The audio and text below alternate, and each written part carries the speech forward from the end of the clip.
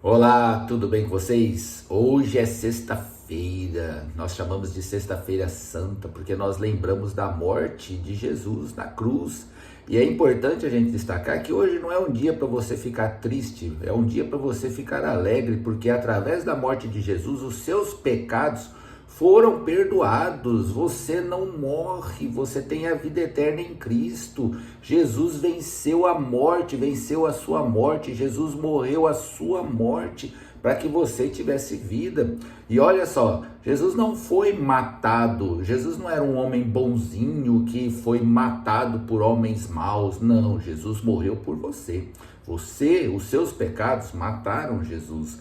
E a grande notícia é que através de Jesus, esses pecados que você cometeu, eles estão perdoados. Jesus não foi matado. Olha só o que a palavra de Deus diz lá em Mateus 26, 52, 54. Nós vamos ler Bíblia, então procura na sua Bíblia, porque está escrito na sua Bíblia. Mateus do 26, 52 e 54. Quando as pessoas saem para prender Jesus, Pedro toma sua espada e corta a orelha lá do soldado que veio para prender. E Jesus falou o seguinte: olha, embanha a tua espada, Pedro, pois todos que lançam mão da espada, a espada perecerão. Você acha que eu não posso rogar a meu Pai, e ele mandaria neste momento mais de 12 legiões de anjos? Como, pois, se cumpririam as escrituras segundo as quais assim deve suceder, de que eu deva morrer? Eu vim para morrer, Pedro, você está tentando me defender? Lá em João 19, 28, 30, quando Jesus já estava lá sendo crucificado, já tinha sido julgado, condenado, crucificado, aí ele no finalzinho lá, ele diz o seguinte: depois, vendo Jesus estava na cruz já, vendo Jesus que tudo estava consumado, que tudo já estava, tudo que a Escritura havia predito já estava realizado, para se cumprir a Escritura, faltava só uma coisa: tenho sede. E estava ali um vaso cheio de vinagre, e beberam de vinagre uma esponja, e fixando-a num caniço de sopo, lhe chegaram à boca. Quando, pois, Jesus tomou o vinagre, ele disse: está consumado, tetelestai, está pago. A dívida do pecado da humanidade está paga. O seu pecado foi pago por Jesus lá na cruz. E inclinando a cabeça, rendeu o Espírito, entregou o Espírito.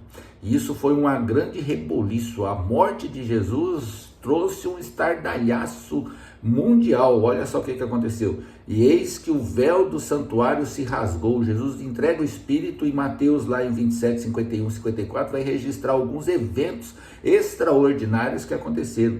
E eis que o véu do santuário se rasgou em duas partes, de alto a baixo, tremeu a terra, houve um terremoto, fenderam-se as rochas, abriram-se os sepulcros, e muitos corpos de santos que dormiam, pessoas que eram salvas no Antigo Testamento, que morreram, que estavam mortas, sepultadas, ressuscitaram, e saindo dos sepulcros depois da ressurreição de Jesus, entraram na cidade santa e apareceram a muitos. O centurião e os que estavam ali guardando a Jesus, vendo o terremoto e o que se passava, ficaram possuídos de grande temor e disseram: verdadeiramente este era o Filho de Deus. Olha que realidade extraordinária que houve na morte de Jesus. E lá em Hebreus 2, 14, 15, o autor de Hebreus vai registrar o seguinte: visto, pois, que os filhos têm participação comum de carne e sangue, nós estamos com carne e sangue aqui, ó, carne e sangue. Se você se corta a carne e sai sangue. Visto que nós temos participação comum de carne e sangue, destes também ele, Jesus, igualmente participou. A Bíblia fala que ele se fez homem, Deus se fez homem, se tornou carne e sangue como nós, e participou desse corpo para que por sua morte destruísse aquele que tem o poder da morte, a saber, o diabo, e livrasse todos que pelo pavor da morte estavam sujeitos à escravidão por toda a vida. Nós estávamos mortos, sem Jesus nós estamos mortos. E lá em João 5, 21, 25, João vai registrar o seguinte: pois assim como o Pai ressuscita e vivifica os mortos, assim também o Filho vivifica aqueles a quem quer. E o Pai a ninguém julga, mas ao Filho, Jesus, confiou todo o julgamento, a fim de que todos honrem o Filho, Jesus, do modo porque honra o Pai. Quem não honra o Filho, não honra o Pai que o enviou. Em verdade vos digo, quem ouve a minha palavra, Jesus falando, e crê naquele que me enviou, tem a vida eterna. Olha só, a vida eterna. Não entra em juízo, mas passou da morte para a vida. Em verdade vos digo que vem a hora e já chegou em que os mortos ouvirão a voz do Filho de Deus e os que a ouvirem viverão. E lá em 1 João 5, 10, 12, João registra o seguinte: aquele que crê no Filho de Deus em si tem o testemunho. Aquele que não dá crédito a Deus o faz mentiroso, porque não crê no testemunho que Deus dá acerca do seu Filho. E o testemunho é esse, que Deus nos deu a vida eterna, e esta vida está no seu Filho.